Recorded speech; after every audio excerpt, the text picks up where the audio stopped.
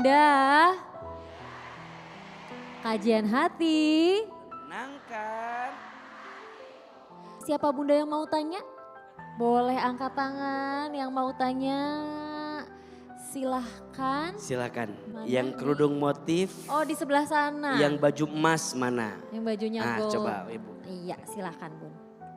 Assalamualaikum warahmatullahi wabarakatuh. Waalaikumsalam warahmatullahi wabarakatuh. Nama saya Yeni, saya tinggal di Cikarang. Saya bekerja sebagai driver online. Saya mau cerita dulu ya Pak Ustadz. Jadi belum lama ini suami saya kan udah nggak ada ya, udah meninggal.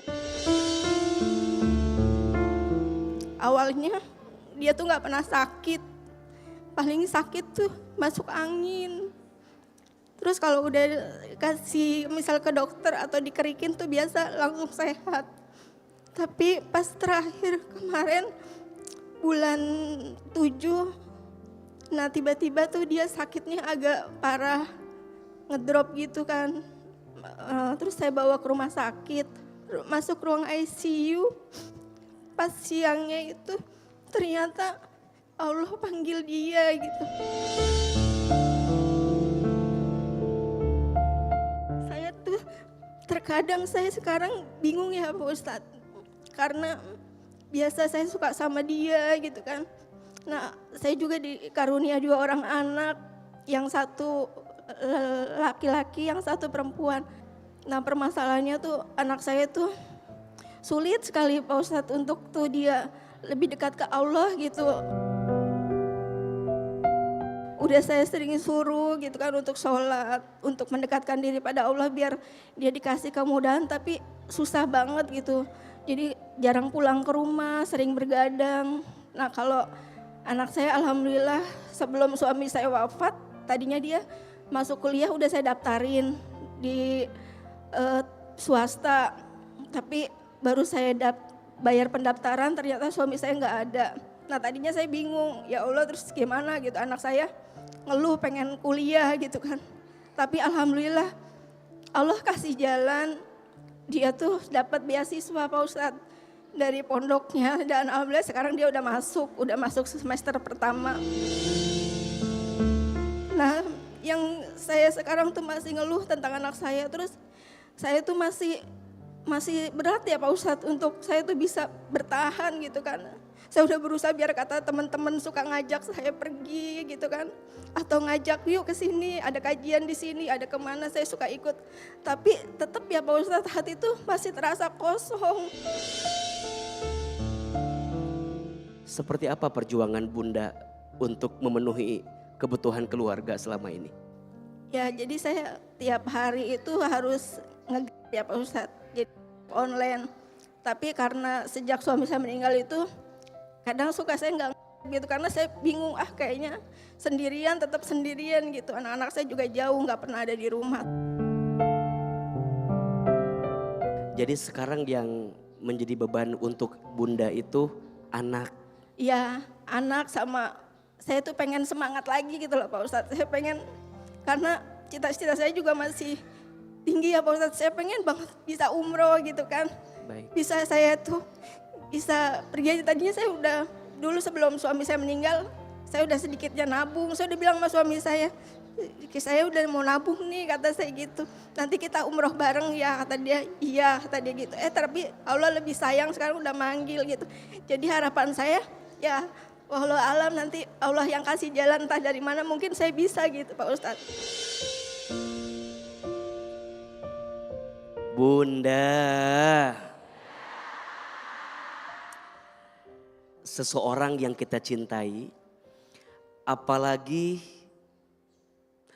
dengan keadaan yang mendadak tanpa persiapan, tentu akan mengagetkan perasaan kita. Tapi satu hal yang perlu kita pahami bahwa sesungguhnya tidak ada yang namanya kehilangan. Yang ada hanyalah Allah mengambil lagi apa yang pernah dititipkan kepada kita. Urusan rezeki mohon maaf, bukan suami kita yang memberi. Rezeki itu siapa yang memberi? Allah. Maka kita boleh kehilangan apapun. Kita boleh kehilangan siapapun. Asal jangan pernah kehilangan Allah di hati kita. Karena itulah yang bisa menguatkan kita. Bunda, saat ini Bunda diberikan ujian sama Allah. Harus menjadi seorang single parent. Mengurus 2 anak. Percayalah. Allah tidak mungkin memberikan Bunda ujian seberat itu. Kecuali Allah tahu Bunda sekuat itu. Maka saat mendampingi anak, hadirkan Allah. Kita ini lemah. Yang kuat siapa? Allah. Kita ini bodoh. Yang punya ilmu siapa? Allah. Kita ini tidak punya daya upaya. Yang punya kemampuan siapa? Allah. Hati anak kita yang menggenggam Allah. Yang membolak-balik hati Allah. Maka saat Bunda membersamai anak, libatkan Allah. Terus doa sama Allah. Minta sama Allah. Dan percayalah, gak usah takut dengan rezeki anak. Karena setiap anak punya rezekinya masing-masing. Setuju atau tidak? Termasuk siapapun di antara kita yang lagi ngerasa gelisah urusan rezeki, tolong pahami. Quran surat Hud ayat 6. A'udzubillahi minasyaitonirrajim. Wa ma min dabbatin fil ardi illa 'alallahi rizquha. Dan tidak ada makhluk yang melata pun selama dia hidup di muka bumi kecuali Allah jamin rizkinya. Makhluk yang melata saja Allah jamin rizkinya. Apalagi kita manusia yang Allah ciptakan dengan sempurna. Betul? Maka lapangkan hati, kuatkan hati, bersamai anak, Bunda cari nafkah, semangat lagi. Gak usah khawatir. Ikhtiar itu kewajiban. Rezeki itu pemberian. Betul? Kita mah usaha aja, ikhtiar aja. Hasilnya serahkan kepada siapa? Kepada Allah. Gak mungkin Allah tidak memberi yang terbaik untuk usahamu. Karena setiap usaha pasti ada hasilnya. Wa alaisa lil insani illa masa'a. Dan tidaklah Allah memberi sesuatu kecuali sesuai dengan yang diusahakannya. Ada satu doa. Doa ini tidak pernah lepas dibaca oleh Nabi SAW setiap pagi.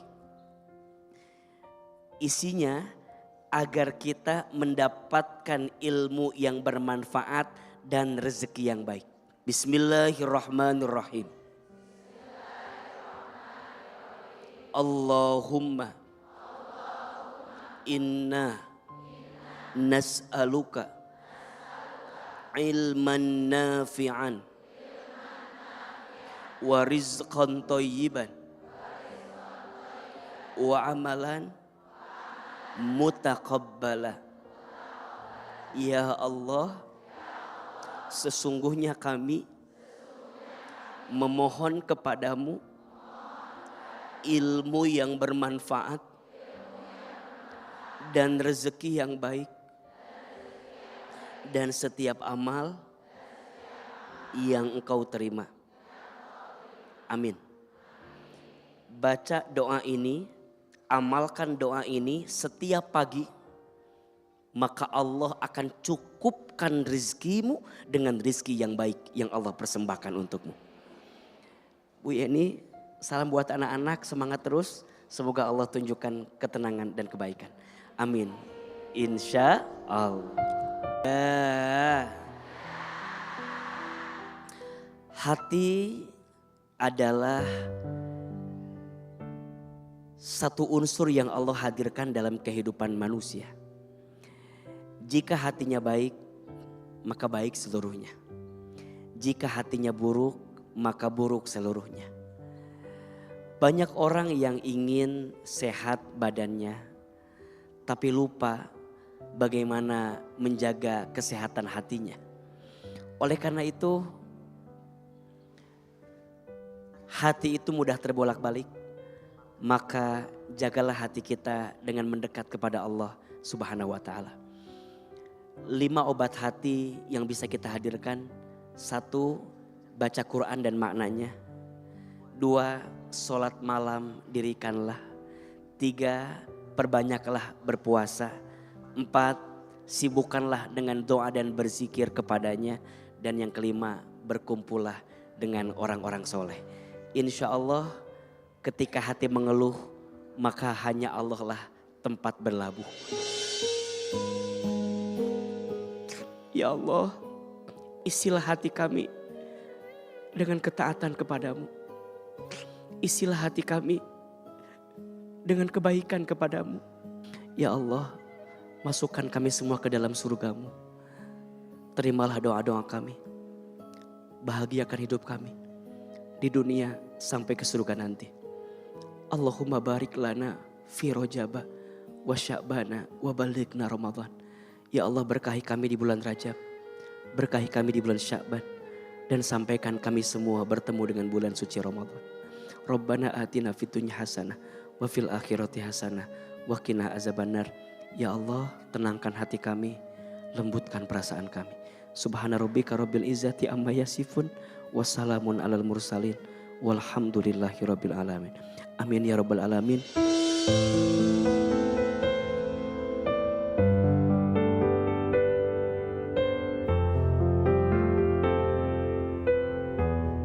Ketika dunia terasa berat memikul pundakmu, ingatlah bahwa Robmu tidak akan pernah meninggalkanmu.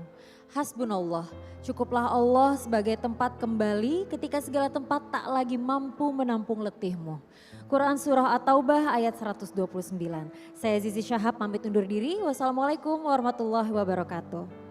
Waalaikumsalam warahmatullahi wabarakatuh. Kajian hati.